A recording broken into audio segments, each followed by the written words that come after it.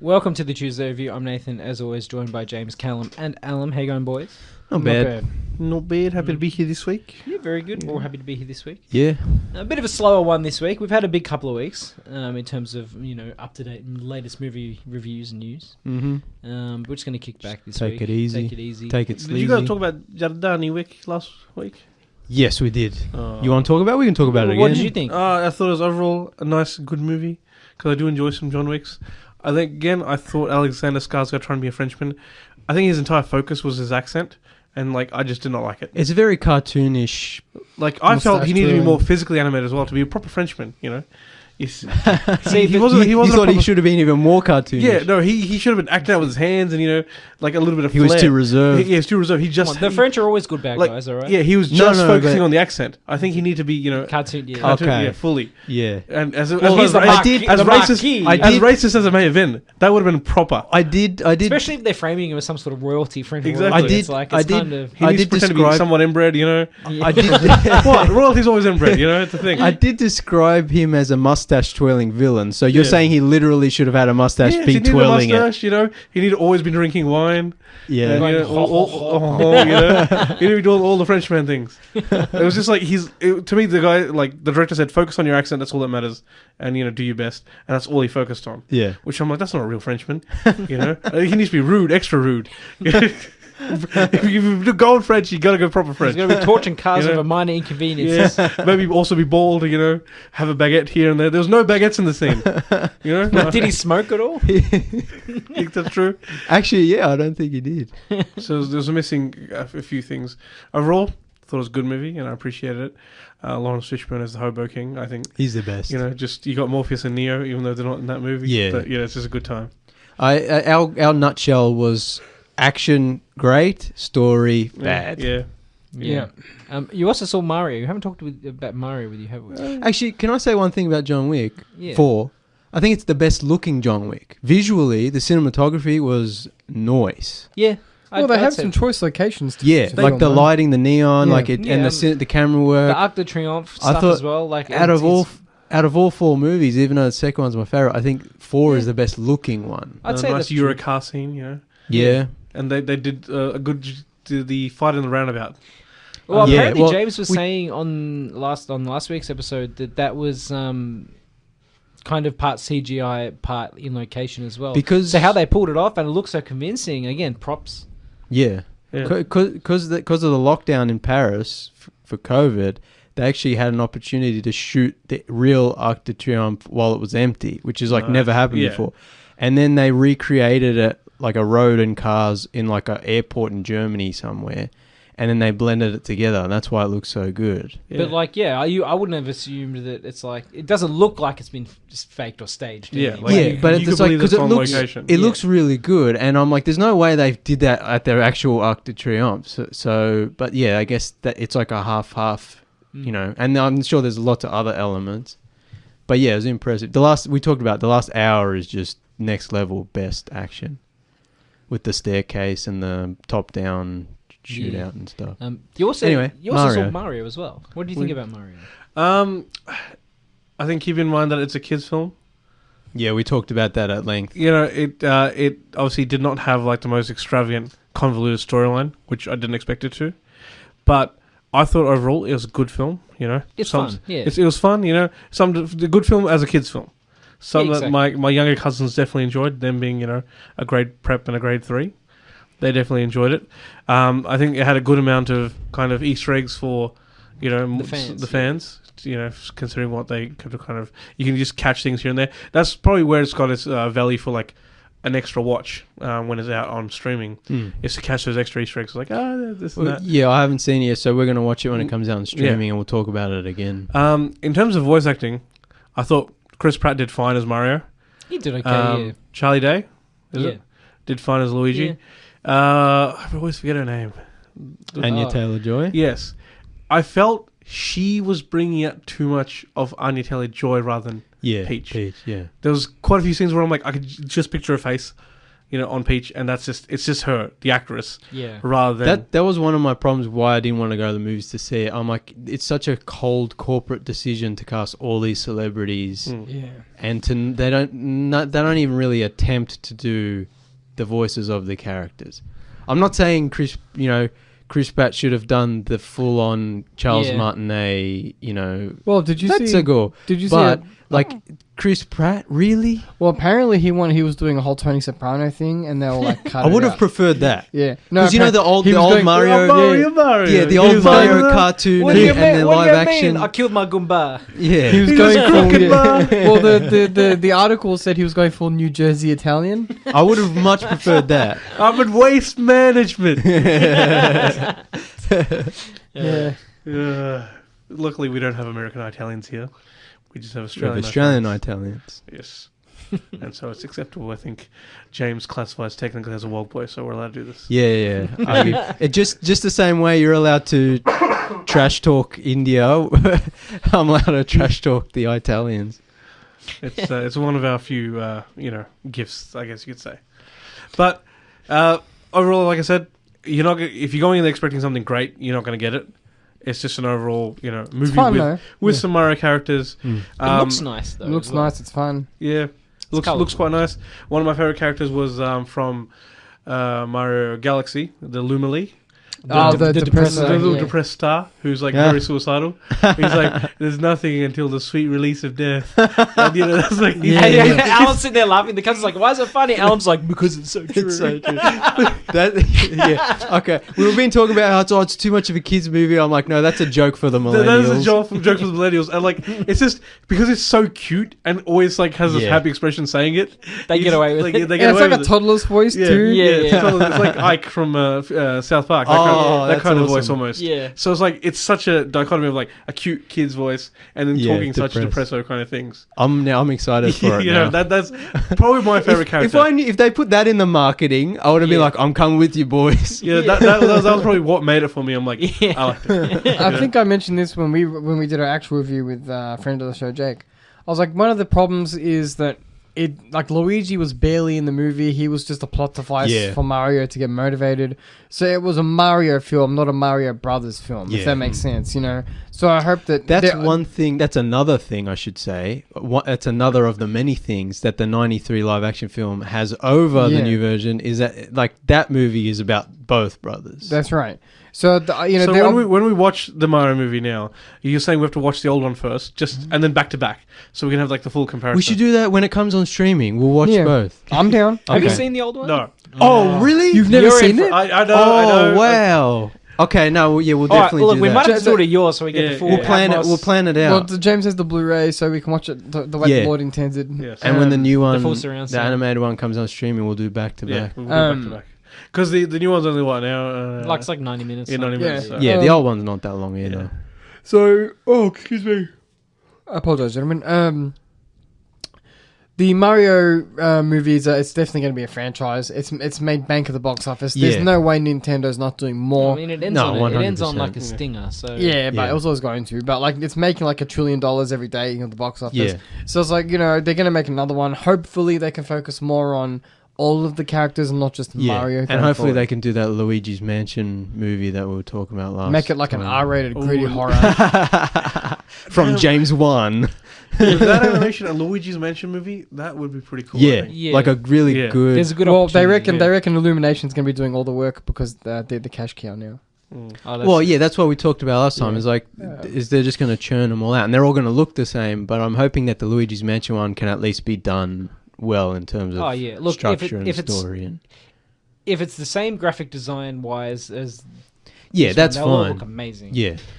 All right, so time to get cancelled. No, there's an important discussion. No, hang on. My finger's hovering over the done button. You weren't here last week. Can I say, because you weren't here when we talked about it, as a goof, I was generating ChatGPT reviews of us reviewing movies. John Wick and stuff, Yeah, and I put in ChatGPT, I'm like, Callum, Nathan, Alan, and James review Dungeons and Dragons or John Wick or whatever. I'm like, Callum likes the fantasy. Nathan is just kind of in the middle of the road. James likes the production design, and Alan makes inappropriate jokes. And you proved my point because straight away you're like, all right, I'm gonna make a inappropriate. I'm not making it inappropriate. I'm touching a sensitive topic. Let's just say. Okay. So I think the discussion with Jake, who is a huge Nintendo fan, and he had a bit to say. We just witnessed magic in the studio of James catching the phone without it dropping on the floor. My reflexes. That's why we need to record this, They put on the clip channel. Basically, I was like, I saved it from not making a big noise on the. It was so good that I had to mention it. And Alan was like, gotta mention the reflexes. He discussed the idea of Peach being what would be best described as like girl boss, right? Okay, yeah. And so Jake disagreed somewhat with the aspect of Peach being a girl boss, just because General Mario lore-wise, she is usually the damsel in distress. And Daisy, who's another Mario character, is more of the tomboy kind of I guess, takes things into her own hand. Assertive character. Yeah. And I do agree with that, but given the fact that they did not have, obviously, Daisy in this movie, and Peach was the option, I did like how they did her girl boss kind of attitude. Jake was saying after we stopped recording, he said, I liked it because it wasn't just, haha, Mario dumb and Peach doesn't need saving. Yeah. It's more, Peach is just really good in her own right. Yeah. That's the unfortunate thing with a lot of the girl boss movies, where it ends up being on the expense of other characters, right? It's not like you guys have... Velma. Expense of expense of the entire franchise. Yes. Using Velma as the example. Yeah, that's different. The girl, Velma is the example. Like the girls are the bosses, and all the male characters are really weak. Yeah, they're mentally disabled. Yeah, or to a point. Like, but yeah, it was good in Mario. It was good in the Mario movie that it's like, yes, Peach can be the girl boss, but not at the expense of Mario. Yeah, exactly. Well, I saw a review that said that the way they handled Peach is that Peach gets everything rolling, but she doesn't detract from Mario. So she does what she needs to do, but since Mario's the titular character, he gets all the big action pieces, not because of Peach's weakness, just because Peach is there to set the story in motion. So it's like, because I remember there was a big conversation before the movie came out about how they're going to turn Peach into a girl boss, and everyone was either really happy about that or really annoyed about that. Like, that's not the Mario from the games, or, all the multitude of opinions, because the problem is that people are like, actually, with a capital C, this is the Peach from the TV show, obviously, everyone. There was like those types of conversations. But it turned out that her girl bossiness, if you want to call it that, was actually just her kickstarting the narrative once Mario got into the Mushroom Kingdom. It was like, okay, here's the stakes, Mario. Let's get this going. Here's the first step. Let's go. And then it became Mario's film. Yeah, she's not just a princess trapped in the castle. No, she was like the prime motivator is the wrong word, but she kind of got everything going. Yeah. Also, can we talk about Donkey Kong and his family being Jewish? Or is that I heard that Fred Armisen's portrayal of Cranky Kong is pretty bad, questionable. A Jewish old man is the best description. Yeah. Well, see, this is the problem when you get people who aren't like voice actors professionally. They just kind of speak their roles. So it's like, "Hi, I'm Donkey Kong. It's me, Seth Rogen." Yeah. But that's exactly why I was so uninterested in paying to see the movie, because I'm like, I apologize for my poor. No, your Seth Rogen laugh's really good. Not there. That was a weaker one. We'll put a recording of a good one in there. We'll cut it in. Yeah. But yeah, that's because I'm just like, it's they do it a lot where they're like, celebrities, got to get them so that kids, because I don't know, I guess it's free marketing. 9-year-old Jane is like, that's Seth Rogen. Yeah. But let me light up a joint. A banana joint, banana bonks. But that's why like I said, it never felt to me like, at least from Mario's perspective, that like Chris Pratt was doing Chris Pratt. It just sounded like a voice actor doing a voice for a character. Yeah. Anya Taylor-Joy? No, she was definitely coming into it. Yeah. Okay. When I see it, I said to the boys, I said, when I see it, we'll tear it a new one, because I'll go deep. Oh yes, you will. That's it. We're getting canceled. I'll go right down the pipe. All right. Knee deep. Let's move on before we get ourselves in trouble. Okay. All right. I'll start us off. Yeah. I haven't seen any movies lately, but I've seen some TV. Okay. I finished My Hero Academia, which you haven't finished it yet, have you, Alan? No, I'm not. You need to catch up, man. You need to catch up so we can have some conversations. Well, you all need to watch South Park. Yeah. I have. I'm not. That's what I thought. All right. I bet you don't have a bidet either. No. Japanese toilet. That's okay. But yeah, like I'm finished season 6 of My Hero Academia. Unfortunately, Jake isn't here. We can't really talk about it too much because you haven't finished it. Yes, but then we'd still be, tiptoeing around spoilers. Oh yeah, for Callum. But, he'll never watch it. Let's pretend he will. But we could talk about just some of the bigger themes without really spoiling any of the narrative. Also been watching Yellowstone, which me and Alan are big fans of in the studio. Yes. Which you need to get on, James? Yeah, I know. I'm about halfway through season 5, whatever it is. Yeah, season 5 basically goes on a break. 5 is only half out. It's going to be really jarring when they have Matthew McConaughey do the next part. You're coming to me like, my ranch. All right. You think season 5 part 2 is just going to start and Matthew McConaughey? They're not even going to ease it Matthew in? Matthew McConaughey's in... That's what I was told. Well, no. So what drama with Kevin Costner gets too big for his boots, and he's like, I want to shoot all my scenes for the next season in one day. And they're just like, but it's TV, man. You can't do that. Yeah. You're the face of the show, and he's the face of the show. He's exercising his kind of arrogance a little bit. The plan was like to end now that Kevin Costner's like, no, I'm done. Plan was like to wrap it up after season 5 and then do a spin-off show about Texas with Matthew McConaughey. Cool. So what Alan was saying is it's like, because season 5's only halfway through and they've gone on over hiatus. That makes... Okay. So then they're going to do the smart thing and bring Bob Odenkirk in to finish off. to play Kevin Costner. They have to do it. Like, if they don't do it, I'll be very upset. That's like the perfect kind of goof. Like, it'll a meta joke, It'll be so meta, You're trying to break Breaking Bad and Better Call Saul. Yeah. And it'll just, make a mockery of the fact that he does look like him a bit. And like with a little bit of makeup and, a bit of gruffing of the voice, I'm sure he could... maybe some lifts in his shoes. As a huge Kevin Costner fan, I would start watching the show if Bob Odenkirk replaced Kevin Costner, just because it's so funny. They still have the credits say Kevin Costner. Yeah. But oh man, the show is so good. I'm up to like episode 4 of season 5 or whatever. I think you've only got like 2 episodes to go. No, yeah, I got 4 or 5 to go. You sure? Yeah, there's 8 or 9 episodes. It's a longer season because of the half.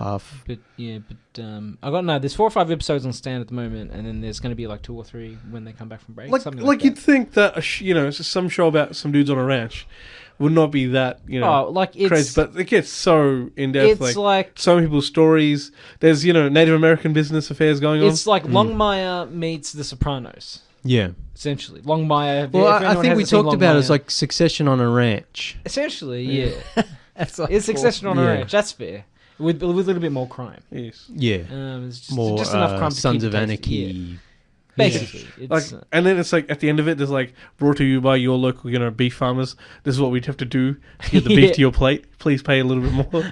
Yeah, but that was the whole point. Like people are dying out here, just for a little like A-grade Wagyu, Yeah. And you're like, I don't want to pay $30 a kilo.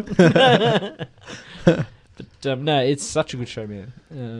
The only other thing I've got for TV is I've been watching the Orville season 3 on Disney+. Nice. It's finally come to Disney+. Yeah.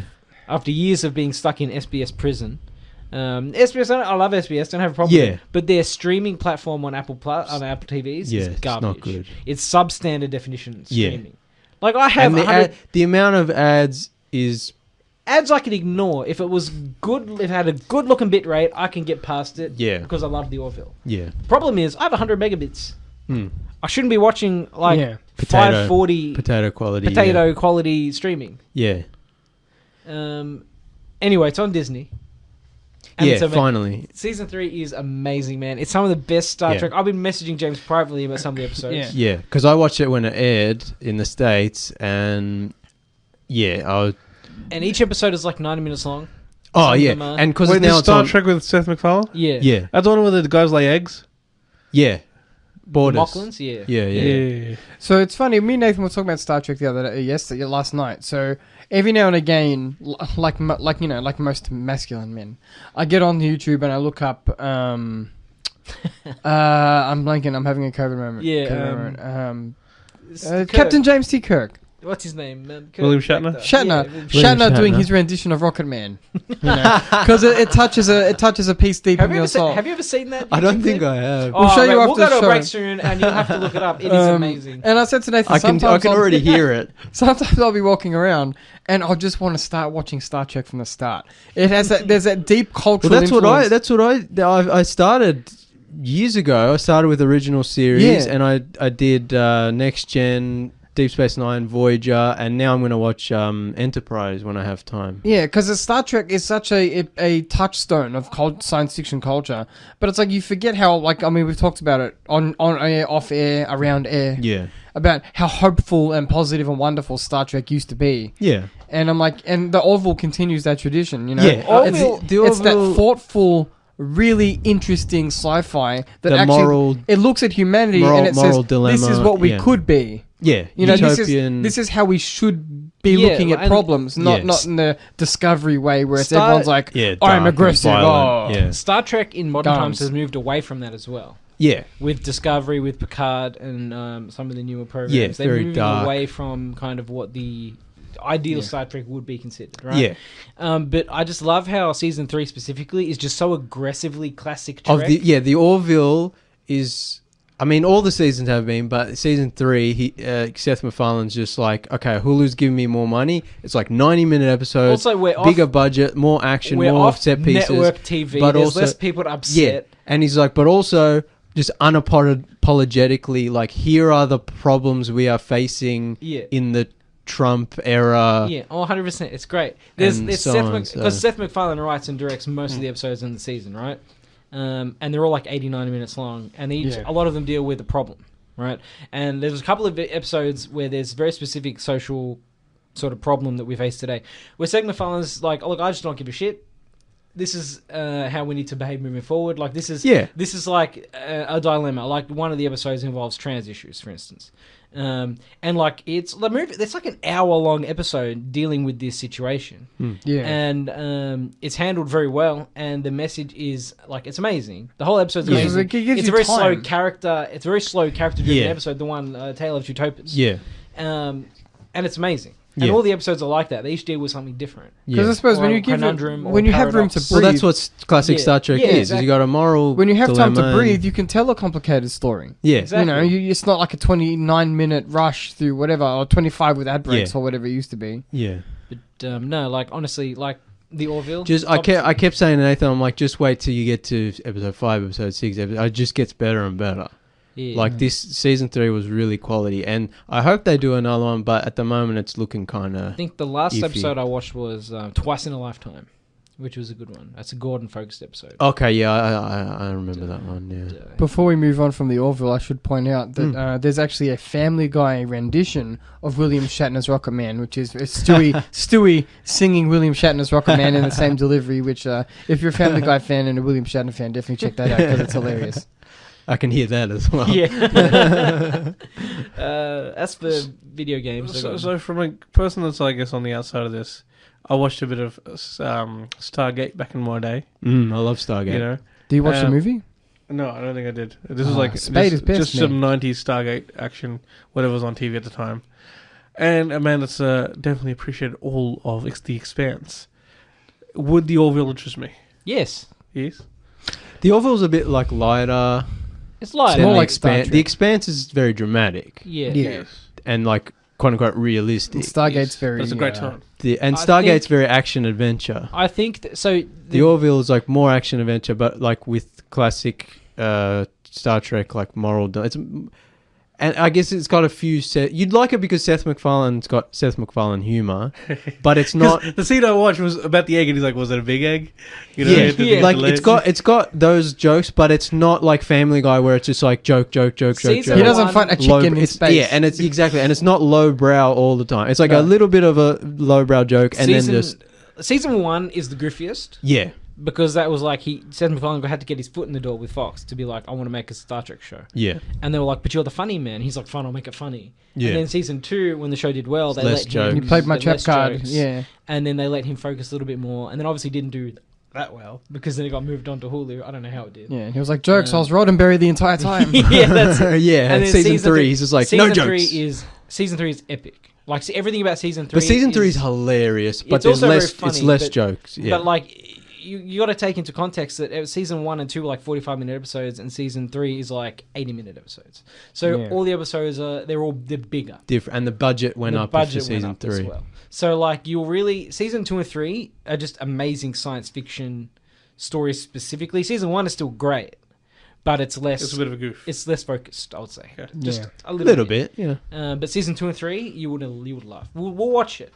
I think you'd like it. Like it. Yeah. And then we can watch Star Trek, and you'll puke because of how outdated it is. But there's an alien, but it's just a dog with some styrofoam with a horn. As for video games, I've been playing Ghostwire Tokyo, which has recently come to Game Pass. Oh yes, I saw you play a bit of that. That quite intrigued me. Which everyone was saying, it's a smaller scoped game. Like, I've read about this on the internet, and people complain about the scope of the game, where it's kind of smaller scoped. You can get through it in 15 hours. I'm sitting there going, I'm like, how? That's 2 ages. How? Because the game world is massive, man. Like, I'm like 8 hours in, and I'm like in the second area. Yeah. They're probably like skipping all the optional kind of side quests. But like, the whole fun about this game is it's a very vertical game, right? I can essentially slingshot myself to the top of a building and like glide and explore Tokyo. Yeah. One thing everyone knows. Some people treat video games, even single player video games, like it's a competitive sport. So it's like there'll be a guy. It's like people with they'll get it at midnight launch and then finish it. It's like especially in online games. Online games and MMOs, people like you have to just skip all the intro stuff, skip all the middle stuff because the real game's at the end. I had a friend who skips all the cutscenes. He's like, I just want to get to. And I'm like, and then he's like, but I didn't really get it. And I'm like, I wonder why. Yeah, that's exactly my point. It's like people treat it like it's a movie. It's like, got to get to the end, got to hurry up. I've only got a few hours. With a lot of games, you don't realize it's not about the end. It's about the friends we made along the way. The journey. That's it. Which is the real prize here, or that's your experience of the game throughout, which is kind of going to give you your money's worth. Let's just say. So if you're going to kind of skip through that or rush through that, it's probably more on you that you're feeling kind of unfulfilled from this game than it is necessarily on the game developer. Sometimes there's just a pile of crap that's been made. I'm not excusing game developers in every single situation. But if you're doing, as you described, James, like skipping through all the dialogue and cutscenes, and then being like... But even like, because I have very little time to play games, but even then, I never rush. You have to pick the game that's right for you at that time. Exactly. And I always play through it, and I watch the cutscenes and whatever. And like, I feel like this game's going to take me many hours, which is a good thing, because like the game is about exploration. You get all these tools to help you navigate the world, and it's like you've got all this cool stuff to explore. You can find upgrades, you can find all these kind of little side quests and side missions, and it looks very nice. I have it on the performance mode because the game is a bit jank. But like even on the non-quality options, it still looks nice. And I don't understand how people can beat it in like 10 hours. I'm 8 hours in, and I'm like in the second section of a massive map, and I'm just like, I don't know. Yeah, I don't know. They're just I would also stuff. play this, but my Xbox is broken. Yeah. Solar panel company, if you're listening. Any updates with that? Not as of yet. They just said compile a list of what's broken. But then once we compile that list, I know what occurs next. I should probably just get a new Xbox and be like, you're paying for this. Yeah, well, hopefully that's what happens because... Yeah. I mean, we'll have to send it, see if we can get it fixed, send it back. I'm like, oh, God. Oh, yeah, no, that'll... That's all I've got. We might go to a very quick break, and then we'll come back right after this. You're back on the Tuesday review. Sorry for those technical issues. We seem to have a sound card problem in the studio. There's always something that's that just for live listeners. Podcasts won't affect. Podcasts won't affect you unless there's technical problems we had a few weeks ago come back. It's never ending. Crossing our fingers. All right. Up next, Callum. What have you been watching, Callum? Well, guys, as listeners know, and of course the gentlemen in the studio know, I'm in my Blu-ray movie watching arc of my life. Where I just watch Blu-rays, movies, no TV. It's killing me. Everyone's like, watch Yellowstone. Watch my Blue era. Yeah, that's right. watch Yellowstone. Watch Yellow Jackets. Yellow everything. I have to watch Yellow everything. But just unfortunately, as long as you're keeping up with Succession, that's all you need to do. So on the topic of Succession, right? I haven't watched the latest episode. Oh, you need to watch it. Me neither. So I wanted to binge it. I wanted to all watch out because I love that show, right? But I'm like, I took a note out of James's book, right? Because James is very much a binger. He likes to, for most shows, he'll like try and binge, and because that's like the best way to consume media is you watch it back to back. When I watched I think I mentioned when I talked about Rocky, when you watch them back to back, it keeps the emotion of the Anyway, so I wanted to do that with Succession, but of course, last week I'm not going to spoil it.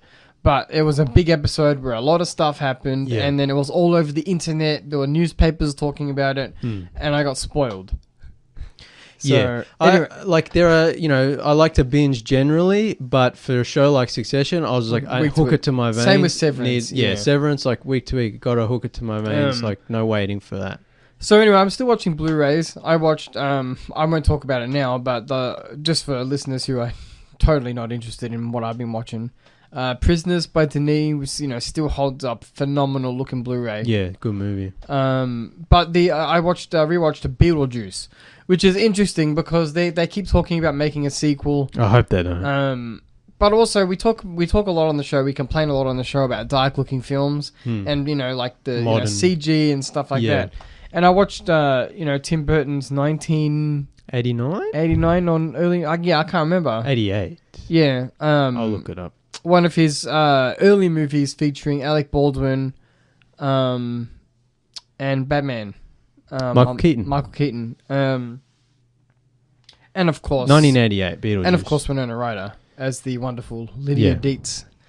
And and Gina Davis. Yeah. And I was messaging in our little Tuesday Review Facebook group.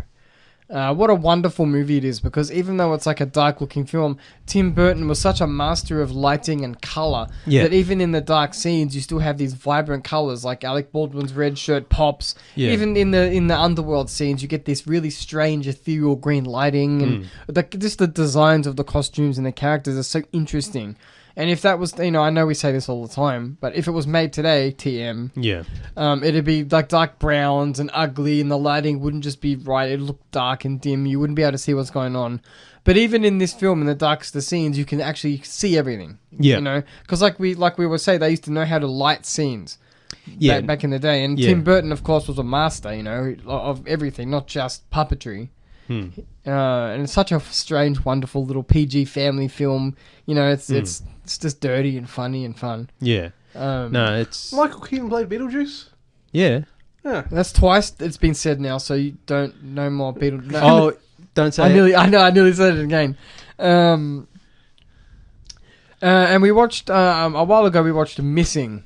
We watched it last week? Yeah, and that was a fantastic film. Because it came out to cinema earlier this year. Sunday we watched it. Yeah, it came out earlier this year, but at the cinema, but we didn't get a chance to see it. We got a little shitty because the trailer for Missing showed too much. What we thought to be way too much. Yeah. And so we were like, well, I've already seen the movie, what's the point? Yeah. And now it's on streaming, so we watched it. Because we really liked Searching. Yeah. The movie that takes place all on the desktop. The computers. It all takes place on screens, I guess. Yeah. And Searching, that was good. That came out a few years ago. So the sequel comes out. Well, kind of. They're not directly related, but they're in the same universe, same concept, all on the screens. And we're like, you know what? We'll give it a go, right? I mean, I wanted to see it at the movies, but the trailer gave too much away, and it was just I'll watch it when it comes on streaming. We obtained it, and we watched it at the home theater system. Yeah. And it's funny because it went for an hour 50, and James is like, I don't know how they're going to... what are they going to do? Because Callum's like, I'm really tired. I got to get up for work in the morning. I'm like, don't worry. We'll just watch Missing. It's like 90 minutes. I'm like, put it on. It's like hour and 51 minutes. I'm like, hang on. I'm sorry, Callum. This is too long for this kind of movie. Yeah. And so we're like, this is, where can they go, right? Because it's like... Yeah. Anyway, boy, did they go places. There's a lot of twists and turns and reveals and... It's still the same type of film where it's told for like Zoom calls, Facebook chats, emails, digital accounts and stuff like that. But like Searching wasn't straightforward, but like it told a raw, kind of shorter narrative. It was 10 minutes shorter. Oh, well, yeah. Searching was 10 minutes shorter, yeah. Well, there you go. But Missing was a lot more complicated. It dealt with multiple there countries. There was a lot of twists, that we didn't see coming, and there's a lot of international stuff. Yeah, like this. What was the gentleman's name that helped Harvey? Sarah? Harvey, something like that. Well, not Harvey. Like, no, Javi or something. Javier. Yeah. And it's like the relationship between the main. What was her name? The protagonist. I can't remember. Her relationship with him is the actress is Storm heartwarming. Reed. But yeah, it was really interesting film with really interesting twists. If you're into this kind of like experimental, if you digital, like, mystery thriller, I'd definitely check it out. You don't have to watch them in order, but probably just watch Searching first, and you know what you're in for. Yeah. And then watch Missing.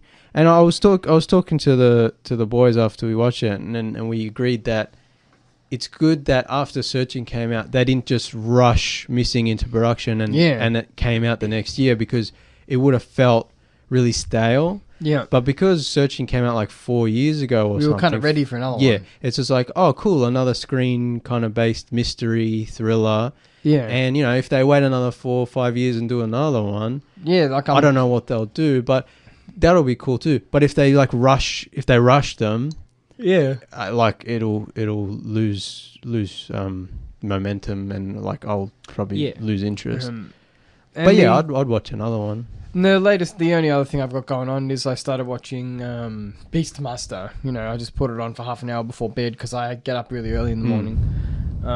Sometimes I watch movies all at once or in just a little chunk. You guys watch in chunks? I don't like doing that. Not always in chunks, but it depends. If I've got 20 minutes to spare or whatever, I'll just chuck on a film. No, I don't do that. I don't like it. I love old fantasy movies. It got watching Dungeons and Dragons got me in the mood to revisit some of the fantasy classics. And puppets, just real animals, dudes in like Mexico or Argentina or wherever they film these movies on the cheap. Spain, like waving their styrofoam swords. I love it so much. Yeah, it's awesome. We've talked about it a lot before. Yeah. I won't bring up Deathstalker again. Hey, one day we'll have to do a rewatch and do it on, because I don't think Alan's ever seen the Deathstalker franchise. Also, keep in mind that why not?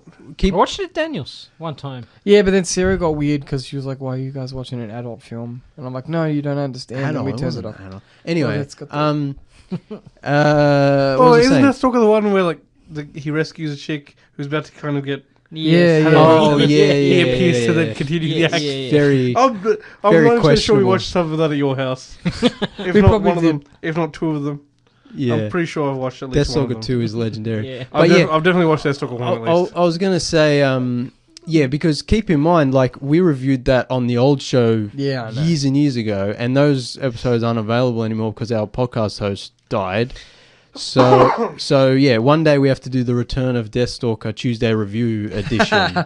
I'm down. Because I got them on Blu-ray, so... Yeah! we got to watch them. Anyway, my point is... And we're talking before the show about... cheesy 80s we're talking about fantasy. Beastmaster before the show. Yeah. And James was saying, it's cool to see the animals in it. And I'm like, what? It kind of is, right? Because when we talked about Fablemans, we talked about... the Mankey. And I'm like, it's cool to see animals in film, And I know they're not... It's complicated ethically having animals in film, but he has Beastmaster has these ferrets. Are they ferrets? I think so. And they're so cool. They're like these little happy little creatures. They sit in his little helpers. They sit in his belt. Yeah, and I'm like, belt ferrets. Belt ferret. They're like little Pokemon. He lets them go. It's so D&D. Yeah. And it has a D&D feel to it, and it's not a D&D property by any means. But I'm like, no, but all those fantasy things were based on. I'm like, this man is a half druid, I should say, half warrior. Yeah. Yeah. But anyway, needs more berserker age. Yeah. He's not full barbarian. No. Yeah. All right. What have you got for us, Alan? What have you been watching, doing? All right, we're getting back on the weeb train. Toot. So, an anime I actually saw an episode, I guess, or saw hints of quite a while ago. It came out in 2017, the first season. The second season just came out a little bit earlier. It's called The Classroom of the Elite. So basically, it involves, the Japanese high school system is similar to the American high school system. Well, not really that similar, I guess. They go from grade 9 to 12, I think, is their kind of high school era. Oh, yeah, there's middle school and high school, yeah. Basically, it's What's it called? Classroom... Sorry? What's it called? Classroom of the Elite. Of the Elite. Yes. So basically, it's Yeah, like a group of children go to a really, really high-end high school where they immediately get like an allowance of like about $1,000 or like $10,000 or something for the week or the month. And the school's like, spend it however you wish. You're in the school of the elite. And basically, all it is turns out to be a test is of how the students perform. And every single day they're in the class, like they're not made to do anything. You don't have to do homework. You don't have to pay attention. You have to attend. But what they realize at the end of the month is that $10,000 that they got is all the money they were going to get to spend unless they kept their performance up. So once everyone's had the month to settle in, they all get ranked into 4 different classes from A to D. And our protagonist, Hayase or Ayakanoji, whatever you want to call him, I won't use his name just because Japanese names are already difficult. But our protagonist basically ends up being the last class. And that's not due to any fault of his own. It's actually he intends on hiding his true ability. He's actually quite skilled in terms of study, quite skilled physically. I can tell this is an anime. But his whole idea is to keep a low profile. But what they end up finding out over time is basically where you end up in your class is how you're going to end up as an adult as well. That any job prospects or university prospects, if you're in class D, you get basically the bottom of the barrel. So ideally you want to be in class A. In the world of this anime, is everything set up? Is the whole world set up like this, or is it just this school? It's just this school. So there's no like sci-fi element to it? No. But this is also, the school's it's like a boarding school. So you're spending your entire day there. It's a special nerd school. So, and like if you're in class D in year 9 or year 10, whatever, basically you'll be in class D in year 12 as well, unless you make some kind of extravagant moves. So, and if you don't, you again have bottom of the barrel in terms of job prospects and university prospects. So they kind of realize that after the month. And it's apparently like the whole system is designed to, once you're down, to keep you down. So you can accumulate points by having everyone do well and studying and that sort of thing. But it's very, very difficult to kind of get the whole class to agree. So you're dealing with basically, you've got your main protagonist, one female lead who's very, very unsociable. Turns out she has an older brother that's actually gone to that school. So she knows the ins and outs. And she was kind of wary. So she tries to bit help, but she is very, very disdainful of her classmates. And then you've got, the other person who is the class idol, and she wants to be everyone's friend. Turns out she's got a very dark secret. She actually hates everyone. So she puts on a face to be very, very nice in front of everyone. And then once she's away and she seems to be alone, she then lets her anger out, which the protagonist kind of catches her on.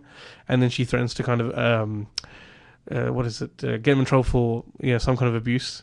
So she tries to frame him. But it's basically this young man kind of navigating his way through the class, doing the least amount of work possible, but still trying to lift the class up along with the other students. So they all want to try and get better and get a better situation for themselves. But he's very, very reluctant to show off his skills. So basically it's him trying to... He doesn't want to show his hand. There's challenges. The class ends up going to an island for their summer break. And the island turns out to be a big camping challenge. Everyone has to survive for a week without dying or getting sick. So, in this show, would Class D as a whole be able to turn into, say, Class C, and Class C become Class D? Yes. Averages change? That is a possibility. But because you're left with... Class D starts with so few points, they basically have to win every single challenge going forward to get themselves climbing up. Okay, it's a huge disadvantage. And it could even take them more than one school year, kind of, to climb up. Yeah. Anime is so cool. Yeah. It's nothing like high school usually is. Normally you just sit down, read a book, and somebody's but I guess it's like a social commentary kind of thing. And it's also interesting because, people think of anime and they think of crazy, over the top. People pulling out swords from other people's chests. Yeah, violence and weird little cartoon monsters. Yeah. But there's so much anime. There's just anime about cooking, about baseball, just about everyday things. Yeah, gambling.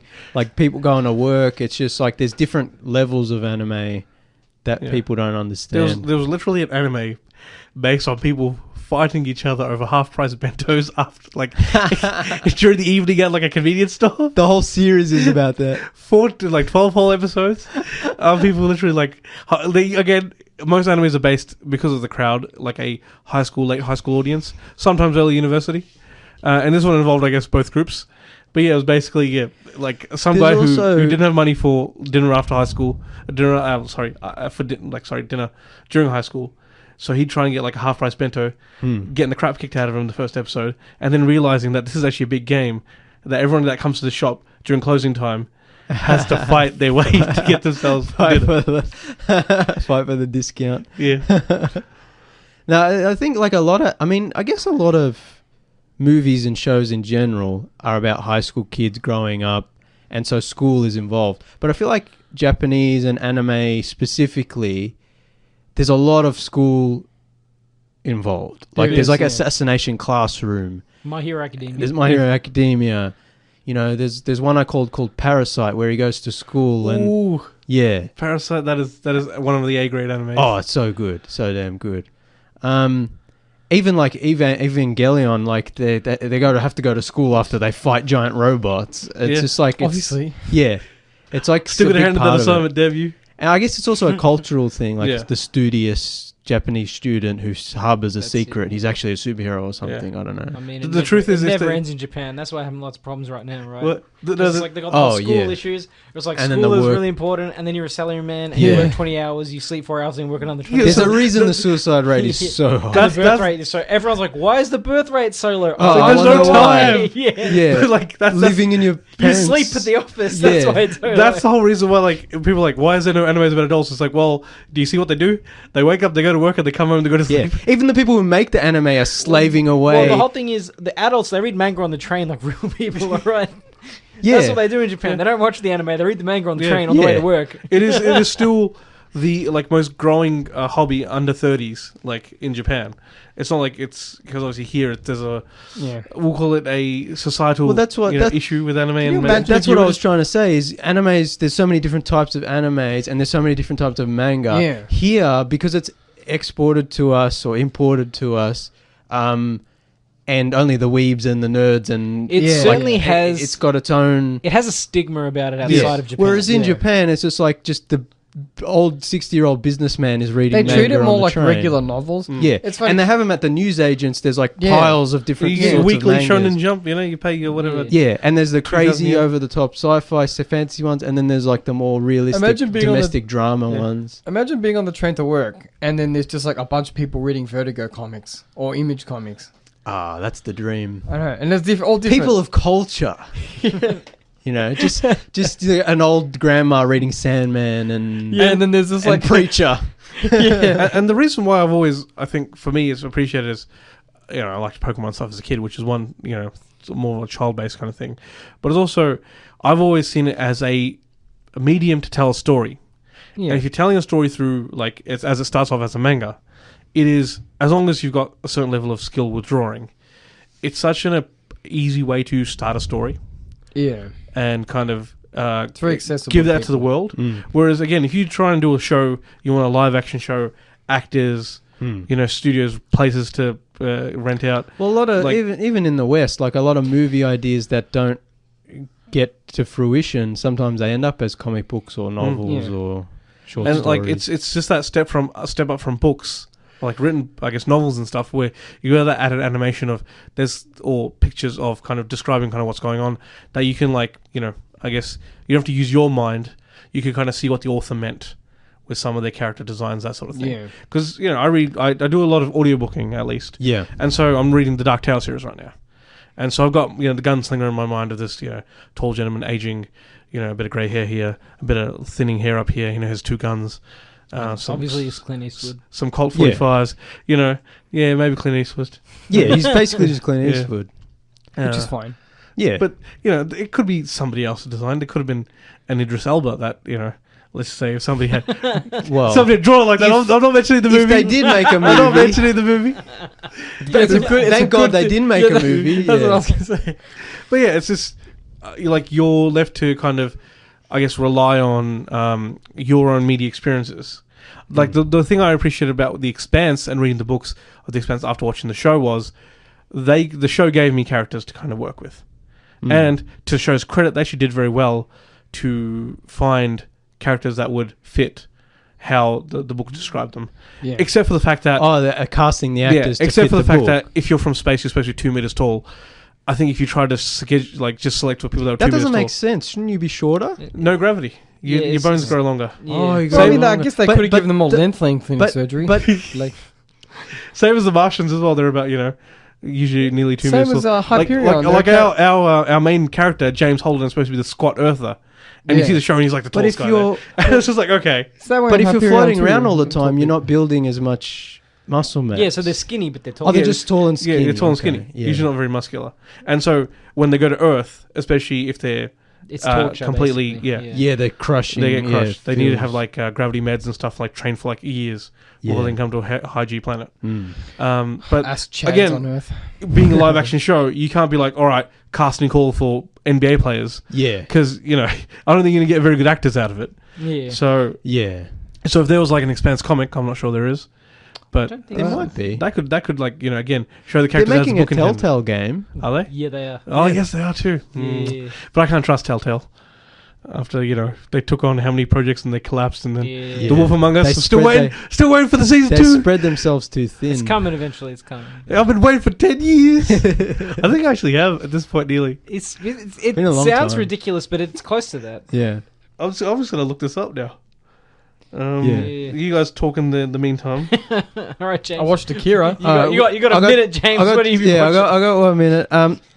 As listeners might remember, I'm catching up on all the 2022 movies. Yep. So I've watched God knows how many movies It's been 10 years. It has been 10 years? Okay, yeah. So I've been watching just 2022 movies. That's it. Haven't been watching much TV except for a couple of things and just playing a couple of hours of Metroid Prime Remastered on the weekend.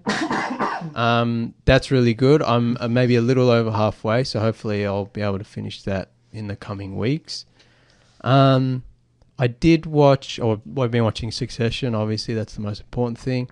I did binge watch Beef, the new show on Netflix. Dad watched that. That's really good. He liked it. It's really funny and dark and got a good kind of black comedy, kind of drama, sense of humor kind of thing. That's a really good show.